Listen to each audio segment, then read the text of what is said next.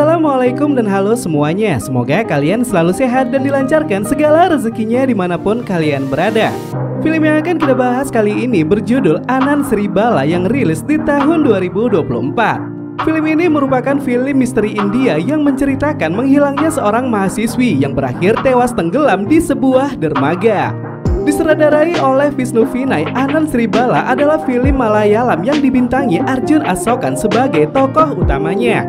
So, untuk lebih jelasnya, langsung aja kita masuk ke alur ceritanya.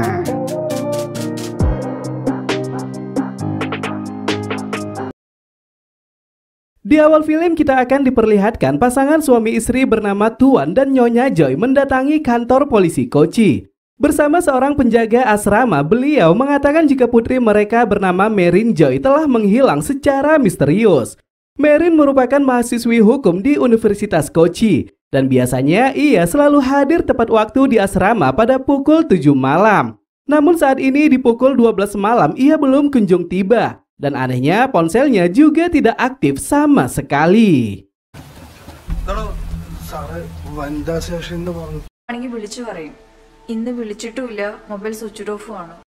Inspektur Benny yang menerima laporan mengatakan jika mereka akan mengirim berita kehilangan tersebut ke seluruh kantor polisi Kerala. Dan saat ini ia juga akan berpatroli sembari menunggu kabar ditemukannya korban. Pukul 6.30 Benny mendapatkan laporan jika di dermaga Kochi telah ditemukan sesosok mayat wanita yang tewas tenggelam. Dan karena ciri-ciri fisiknya sama seperti Merin, Benny mengajak Tuan Joy melihat apakah mayat tersebut memanglah putrinya.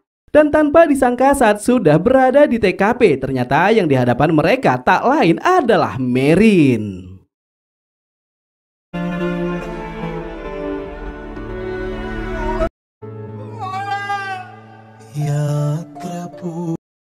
Tak butuh waktu lama, Benny melakukan investigasi dan mendapatkan seorang tersangka bernama Ronnie John yang merupakan kekasih Merin. Berdasarkan percakapan WhatsApp, John dan Merin terlibat perkelahian besar terkait hubungan asmara mereka. Dan tanpa disangka, Merin memutuskan mengakhiri hidup karena alasan tersebut.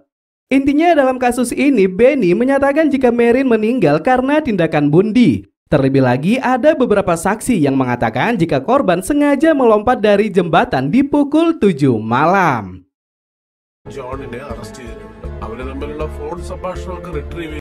Meskipun sudah ditangani dengan baik, Tuan Joy sepertinya tidak puas dengan investigasi yang dilakukan kepolisian. Ia merasa jika putrinya tidaklah tewas karena tindakan bundi. Karena bagaimanapun selama ini Merin adalah seorang anak yang tidak pernah berputus asa. Apalagi itu hanya karena sebuah hubungan asmara. 6 bulan berlalu kita akan diperkenalkan dengan seorang jurnalis wanita bernama Sribala. Demi menaikkan popularitas siaran, Sribala mengajak timnya melakukan peliputan berita tentang kematian Merin di 6 bulan silam. Menurut informasi yang didapatkan, ternyata setahun belakangan ini sudah ada 14 mahasiswi yang melakukan bundi karena hubungan asmara. Namun dalam kasus Merin, orang tuanya bersikuku jika kepolisian masih menutupi penyebab kematian yang sebenarnya. Intinya Sribala mengatakan jika animo masyarakat dalam kasus kematian Merin sangatlah besar. Dan jika bisa mendapatkan fakta yang berseberangan, maka siaran mereka akan mendapatkan apresiasi lebih dari penonton. ഇന്നും പോലീസ് പറയാൻ തയ്യാറായിട്ടില്ല. അവിടെയാണ് നമ്മൾ അത് CBI കൊണ്ട് അന്വേഷിപ്പിക്കണമെന്നും പറഞ്ഞ് ആ കുട്ടിയുടെ പാരന്റ്സ് വിദ്യാർത്ഥിനിയുടെ മൃതദേഹം പോലീസ് കണ്ടെത്തി. പേര് മെറിൻ Joy. Sribala adalah putri sematawayang perwira senior bernama Tuan Ishak. Namun karena sebuah kecelakaan di 10 tahun silam, beliau tidak bisa melanjutkan karir kepolisian dan hanya menjadi kepala administrasi di ruang berkas. Pria bernama Anan yang merupakan kekasih Sribala sering membantu Tuan Ishak dalam berbagai aktivitas. Dan saat ini Anan sedang menunggu pengumuman terkait lamarannya menjadi perwira di Departemen Kepolisian. Anan merupakan putra dari komandan inspektur wanita yang juga bernama Sribala. Namun 15 tahun silam beliau telah meninggal dunia saat Anan masih berumur 12 tahun. Di acara makan malam, Sribala mengajak Anan ikut serta dalam peliputan berita kematian Merin. Dan setelah menyetujuinya, mereka pun tiba di kediaman Tuan Joy. Sembari melakukan wawancara, Anan memasuki kamar Merin untuk mendapatkan beberapa petunjuk. Dan dari pengakuan orang tuanya didapatkan dua fakta, yaitu Merin tidak bisa berenang dan ia juga mengalami gangguan pernafasan.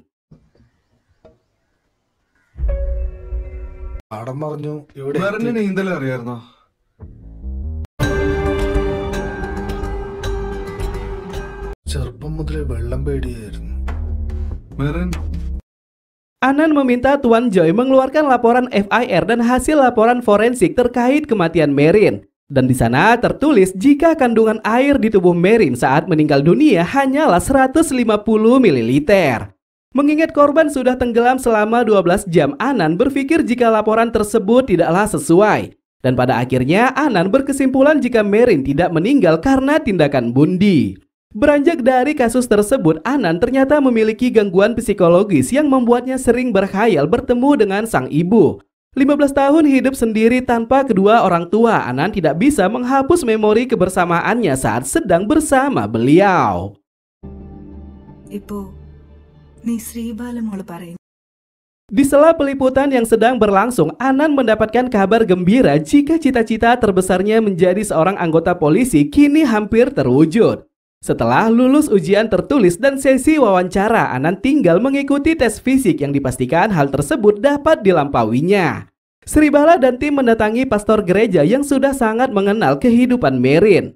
Beliau mengatakan jika Merin merupakan pribadi yang takut akan Tuhan. Dan mendengar jika Merin meninggal karena tindakan bundi, pastor juga tidak percaya dengan investigasi yang dilakukan kepolisian. Terkait Roni, pastor juga mengatakan jika kedua pasangan itu memiliki hubungan yang harmonis dan berniat melangsungkan pernikahan dalam waktu dekat. Namun tanpa disangka, kepolisian malah menjadikannya sebagai tersangka di balik kematian Merin. Selanjutnya, Anan bersama Sribala segera mendatangi Roni yang sekarang sudah bebas dan menjadi supir taksi online. Berniat mengambil beberapa kesaksian, Roni justru menolak dan mengatakan jika ia tidak bisa memberikan keterangan apapun. Karena bagaimanapun saat ini semua orang sudah mencapnya jika dialah yang menjadi penyebab kematian Merin. Selanjutnya Sribala mewawancarai petugas asrama, teman mahasiswa sampai Inspektur Benny yang 6 bulan silam menangani kasus Merin. Sebenarnya dalam laporan yang ditulis Benny di laporan FIR, Merin dinyatakan melompat dari jembatan A. Padahal di laporan yang keluar dari pengadilan, Merin dinyatakan melompat dari jembatan B. Benny mengatakan ketidakcocokan tersebut karena laporan FIR mereka tulis sebelum mendapatkan keterangan dari beberapa saksi. Karena sejatinya di jembatan A terdapat gumpalan lumpur yang jika Merin melompat kemungkinan jasadnya masih tertancap dan tidak hanyut ke dermaga. അവൻ റബൽ type correct ആണെന്ന് വെച്ചിട്ടാണ് നമ്മൾ കുറ്റപത്രത്തിൽ രണ്ടാം വെച്ചാണ് FIR-ൽ ഒന്നാം പാലത്തിൽ നിന്നാണ് ചാടിയത്. Setelah mendapatkan banyak informasi, Sribala akhirnya menayangkan siaran berita tentang beberapa fakta kejanggalan terkait kematian Merin. Dan tanpa disangka hal tersebut menarik animo masyarakat dan juga pejabat tinggi agar kepolisian kembali mengusut kasus tersebut yang masih simpang siur. Tidak mau nama departemen mereka tercoreng, komisaris akhirnya langsung menugaskan inspektur cabang kejahatan bernama Sankar. Namun berbekal informasi yang didapatkannya dari Benny, Sankar juga sangat yakin jika investigasi mereka tidaklah salah. Menerima laporan dari anggotanya, Sankar mengetahui jika pemicu dibukanya kasus Merin tak lain karena campur tangan Anan. Dan dalam sebuah momen, Sankar mendatangi Anan untuk memberikan ucapan selamat lantaran telah lulus dalam seleksi kesehatan. Bersamaan dengan perkenalan mereka, Sankar kini mengetahui jika Anan memiliki gangguan psikologis. Saat mereka berkomunikasi, Anan tampak berbicara sendiri lantaran melihat sosok sang ibu yang muncul di sampingnya. Gangguan psikologis yang dialami Anan ternyata ditanggapi dengan sangat serius oleh Sankar. Ia tidak mau ada masalah yang terjadi dengan departemen jika Anan diterima sebagai personil polisi. Oleh karena itu, Sankar kemudian melaporkan Anan terkait gangguan psikologisnya kepada Dewan Perekrutan. Dan hal tersebut ternyata membuat Anan terancam gagal menjadi perwira di Departemen Kepolisian. Tuan Ishak yang juga mendengar hal itu langsung protes dan mendatangi Sankar. Beliau sangat yakin jika Sankar bersikap seperti itu bukan karena profesionalisme, Melainkan ia hanya ingin menjatuhkan Anan lantaran sudah ikut campur dalam kasus Merin. അവൻ ഇതുവരെ പുറത്തു വന്നിട്ടില്ല. അതുകൊണ്ടാണ് sir. Anan yang bersedih kembali didatangi sosok sang ibu yang dalam pikirannya mengatakan jika Anan harus menang melawan orang-orang yang mengusiknya. Dan tanpa menunggu lama, Anan langsung menelpon Sangkar dan mengatakan jika ia akan segera mengungkap kasus kematian Merin. Bersama Sri Bala dan Tuan Ishak, Anan mulai mempelajari gerak-gerik Merin di tanggal 26 Mei. Dan berdasarkan rekaman CCTV, Merin sempat mengunjungi sebuah toko sebelum dinyatakan menghilang. Mendatangi satu persatu toko yang dicurigai, Anan akhirnya tiba di sebuah toko souvenir. Dan setelah berbicara panjang lebar dengan pemilik toko, diketahuilah jika Merin membeli sebuah patung hiasan dinding yang sudah dipesannya 1 bulan silam. ഈ കുട്ടി അറിയോ? ഇത് മെറിൻ അല്ലേ? ഇത് കസ്റ്റമൈസ് ചെയ്ത മോഡൽ വാങ്ങാറ്. മുന്നേ പറഞ്ഞു വെക്കൂ. പിന്നെ കാശൊക്കെ കുറേ. Di sisi yang berbeda, Sangkar yang melakukan investigasi kini tiba di rumah teman korban bernama Hana Paul. Menurut catatan panggilan telepon, Hana sempat terlibat percakapan dengan Merin di pukul 4 sore. Namun saat bertanya apa yang mereka bicarakan, Hana tiba-tiba saja menangis dan tampak sangat terpukul. Orang tua Hana bernama Tuan Paul mengatakan jika putrinya masih trauma dengan kabar kematian Merin. Karena saat mendapatkan informasi tersebut, Hana masih dalam masa pemulihan setelah meninggalnya sang kakak. Tuan Paul menambahkan jika Merin menelpon Hana untuk bertanya tentang sebuah obat. Dan obat tersebut adalah obat yang sama yang juga dikonsumsi Hana ketika mengalami depresi di 8 bulan silam. കോടതിയിലും പോലീസ് സ്റ്റേഷനിലൊന്നും കയറ്റി ഇറക്കരുത്. എല്ലാവർക്കും വാങ്ങാൻ കിട്ടുമോ? പ്രിസ്ക്രിപ്ഷൻ ആവശ്യമുണ്ടോന്നൊക്കെ. 8 മാസം മുമ്പ് Setelah Sangkar pergi dari sana, Tuan Paul mendapatkan panggilan telepon dari Anan. Namun belum sempat mendapatkan informasi apapun, beliau langsung menutup panggilannya. Anan tiba di rumah sakit dan bertemu petugas forensik yang 6 bulan silam mengevakuasi jasad Merin. Pada akhirnya dari beliau terungkaplah beberapa fakta yang sedikit janggal. Yang pertama, jari manis Merin sebelah kiri terdapat luka goresan yang cukup panjang. Yang kedua, pipi Merin memerah seperti baru mengalami perkelahian. Yang ketiga, terdapat bekas luka di leher bagian belakang Merin. Dan terakhir, anting di telinga kirinya sudah setengah rusak.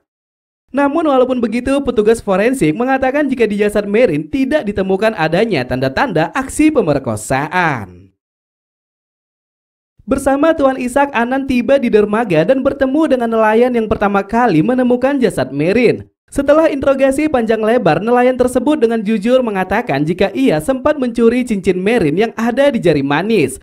Ketika bertanya apakah sulit melepasnya, nelayan tersebut mengatakan tidak sama sekali. Dan dari jawaban itu, Anan berkesimpulan jika Merin tidaklah tenggelam selama 12 jam. Sejatinya jika mayat terapung selama itu, kemungkinan tubuhnya akan menggembung lantaran kemasukan debit air yang cukup banyak. Namun dalam kasus ini tubuh Merin hanya menyimpan 150 ml air dan jasadnya juga tidak menggembung.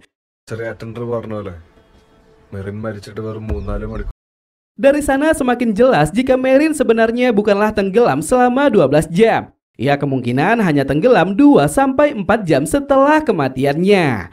Hal janggal lain yang juga didapatkan Anan adalah keberadaan ponsel Merin. Setelah jasad Merin ditemukan, kepolisian mengatakan jika barang-barang bawaannya termasuk ponsel telah menghilang. Namun melalui rekannya yang merupakan seorang hacker, Anan berhasil mendapatkan informasi tentang keberadaan ponsel tersebut. Tanggal 26 Mei pukul 14.15, ponsel Merin dimatikan dan terus berlanjut sampai 5 bulan ke depan. Dan tanpa disangka sebulan yang lalu ponsel itu kembali dihidupkan di daerah Nagercoil, wilayah Tamil Nadu. Tuan Ishak yang khawatir karena Tamil Nadu bukan wilayah mereka memberikan nasihat agar Anan lebih berhati-hati. Dan karena tidak bisa melepaskannya begitu saja, Ishak akhirnya mengirimkan seorang petugas polisi untuk menemani Anan. Sangkar berdiskusi dengan perwira senior bernama Pradip tentang latar belakang kehidupan Anan. Pradip menceritakan jika Anan adalah putra komandan inspektur wanita bernama Sri Bala. Beliau dahulunya adalah petugas jujur yang selalu mengedepankan prinsip-prinsip keadilan. Dalam sebuah momen, Sri Bala pernah terlibat sebuah kasus yang berhubungan dengan aksi pemerkosaan dan juga pembunuhan. Namun apa daya setelah semua pelaku ditangkap, Sribala malah mendapatkan teror yang berakhir dengan aksi pembunuhan. Anan yang saat itu masih berumur 12 tahun melihat dengan jelas nasib malang yang menimpa sang ibu. Dan karena beban mental yang cukup berat, Anan akhirnya mengalami trauma dan selalu melihat sosok sang ibu dimanapun ia berada. Tiba di Tamil Nadu, Anan berhasil menemukan seorang pedagang sayur yang mengaktifkan ponsel Merin. Dan tanpa menunggu lama, mereka pun tiba di sebuah toko ponsel yang menjual ponsel tersebut 1 bulan silam. Menurut keterangan dari pemilik toko, ponsel itu mereka dapatkan dari seorang pria bernama Anthony. Dan ternyata Anthony adalah calon mahasiswa baru di Universitas Kochi tempat Merin berkuliah. Saat ditanyai apa yang ia ketahui tentang korban, Anthony langsung kabur dan melarikan diri. Namun pada akhirnya ia pun tertangkap setelah Sangkar menghentikan drama kejar-kejaran tersebut.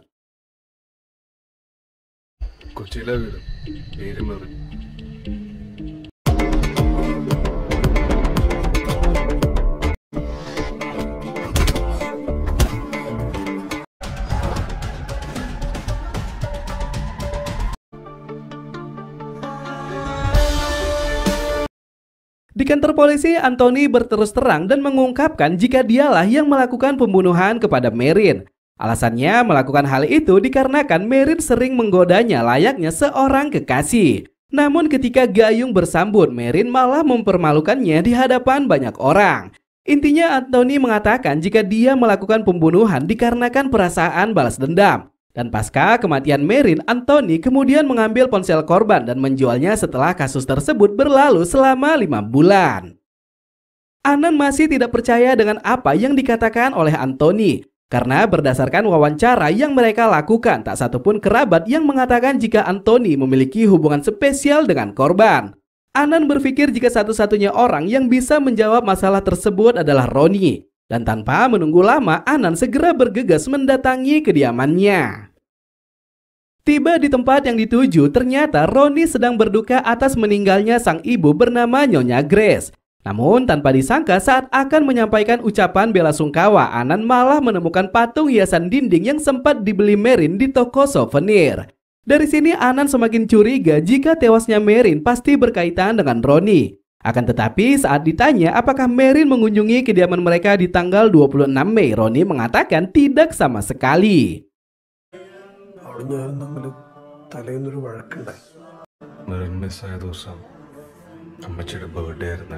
Diam-diam Anan mengambil ponsel Roni dan melihat log panggilan yang ternyata di tanggal 26 Merin sempat melakukan panggilan selama beberapa menit.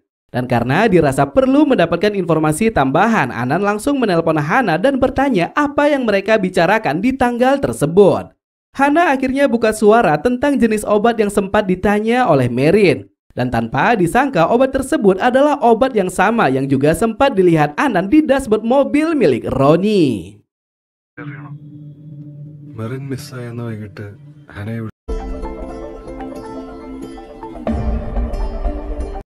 Dengan nada penuh harapan, Anan mengungkapkan semua penyelidikan yang dilakukannya kepada Sangkar. Dan akhirnya setelah berbicara panjang lebar, Sangkar mau mengikuti perintah Anan yang memintanya melakukan otopsi kepada jasad Nyonya Grace.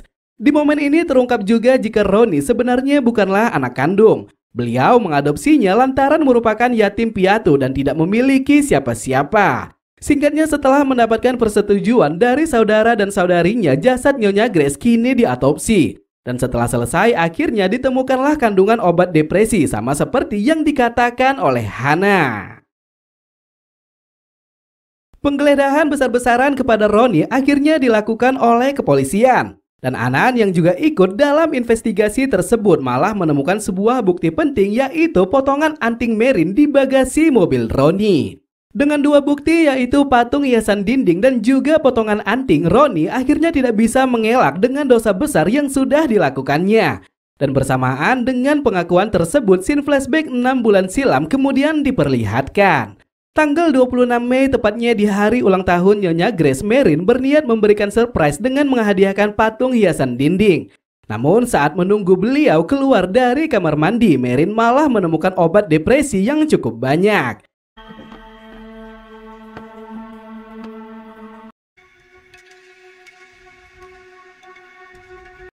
Sadar jika obat tersebut bukanlah untuk Nyonya Grace, Marin kemudian memastikannya kepada Hana. Dan setelah melakukan browsing, Marin sadar jika obat itu sangat berbahaya jika dikonsumsi secara sembarangan. Selang beberapa menit setelahnya, ketika Ronnie sudah tiba di rumah, Marin bertanya mengapa Ronnie memberikan obat tersebut kepada beliau.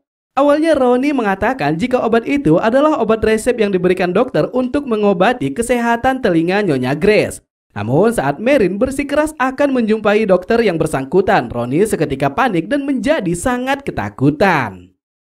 Singkatnya, setelah terjadi percekcokan, Ronnie akhirnya berterus terang dan mengatakan jika ia memang ingin melakukan pembunuhan kepada beliau. Ronnie yang serakah dengan harta sadar betul jika Nyonya Grace tidak akan memberikan harta kekayaan kepadanya. Ia pasti lebih memilih saudara dan saudarinya untuk mewarisi harta tersebut. Ujungnya karena tidak mau hal itu menjadi kenyataan, Ronnie mulai menyusun rencana dengan menewaskan beliau secara perlahan. Terkait obat yang ditemukan Marin, Ronnie mengatakan jika ia sudah memberikannya selama 4 tahun. Dan hal itu bertujuan agar beliau terkena penyakit jantung dan tidak ada yang mencurigai penyebab kematiannya. Tidak habis pikir dengan apa yang dilakukan kekasihnya, Marin langsung bergegas melaporkan Ronnie kepada pihak berwajib. Namun sebelum hal itu terlaksana, Marin langsung dibekap sampai tidak sadarkan diri. Bertepatan hari itu adalah hari ulang tahun Nyonya Grace, saudara dan saudari beliau kini tiba di rumah. Dan agar tidak ada yang mengetahui keberadaan Marin, Ronnie langsung menyeret tubuhnya ke ruangan gudang. Intinya dalam kasus ini, Ronnie mengatakan kepada Sangkar jika dialah yang melakukan pembunuhan kepada Marin. Selesai merayakan ulang tahun, Ronnie membawa jasad Marin dan kemudian membuangnya di dermaga. Ketika kasus hampir selesai, Anan merasa ada hal yang sedikit janggal, di mana di log panggilan Ronnie maupun Anthony, keduanya tidak pernah terlibat percakapan ataupun kenal sama sekali. Hal itu membuktikan ada seorang lagi di antara mereka yang terlibat dalam kematian Marin. Dan kini kecurigaan Anan tertuju kepada sebuah nomor, yang dimana nomor tersebut adalah nomor ponsel dari kantor polisi Kochi yang sempat menghubungi Ronnie dan juga Anthony di tanggal 26. Setelah ditelusuri, ternyata nomor tersebut berasal dari handphone barang bukti yang bisa saja semua personil bisa mengaksesnya. Dan Benny yang merupakan pimpinan kemudian dipanggil untuk melacak siapa petugas yang menggunakannya. Sembari Sangkar melakukan diskusi dengan Benny, Anan mulai melakukan pemeriksaan. Dan tanpa disangka saat menghidupkan wifi, ponsel tersebut langsung tersambung ke hotspot milik Benny yang masih aktif. Dari sini semakin jelas jika Benny memiliki hubungan tersembunyi dengan Ronnie dan juga Anthony. Dan karena tidak bisa mengelak lagi, Benny akhirnya berterus terang terkait yang dilakukannya di tanggal 26 Mei. Setelah mendapatkan pengaduan dari Tuan Joy, Benny menerima telepon dari Ronnie yang memintanya untuk segera datang. Dan betapa terkejutnya ia ketika melihat wajah korban yang ternyata adalah Marin, mahasiswi yang dilaporkan menghilang. Benny yang memeriksa denyut nadi mengatakan jika Marin belumlah meninggal. Namun karena Ronnie sudah menceritakan semuanya, Benny akhirnya menyusun rencana untuk menewaskannya. Dengan ponsel barang bukti yang diambilnya dari gudang, Benny kemudian menelpon Anthony untuk membantu mereka. Dan singkatnya, setelah mengetahui riwayat penyakit asma yang diderita Marin, Benny memutuskan membuang tubuhnya agar tewas tenggelam di sebuah dermaga. Di momen ini terungkap jika Benny telah membuat kesepakatan dengan Ronnie terkait harta warisan Nyonya Grace. Yang jika Ronnie berhasil mendapatkan semuanya, maka Benny akan menerima 20%. Namun karena kasus semakin rumit, Benny akhirnya meminta pembagian 50%. Dan sisanya ia yang akan mengurus semuanya. ശരിയല്ല. കർത്താവേ.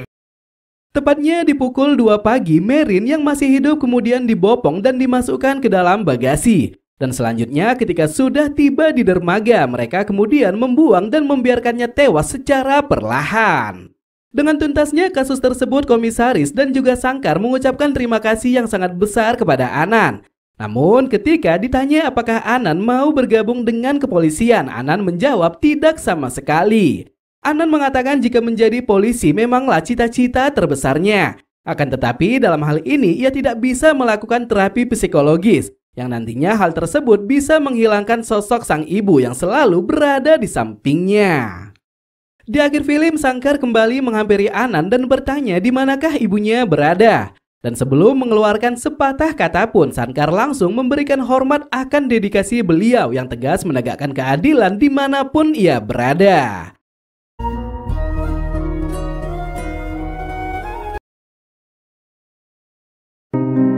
So mungkin sampai di sini aja ya cerita kali ini. Makasih banyak yang sudah hadir. Jika ada kata-kata saya yang salah, mohon dimaafkan. Saya Ahmad pamit undur diri. Tetap hidup sehat. Thanks for watching and see you to the next video. Bye bye.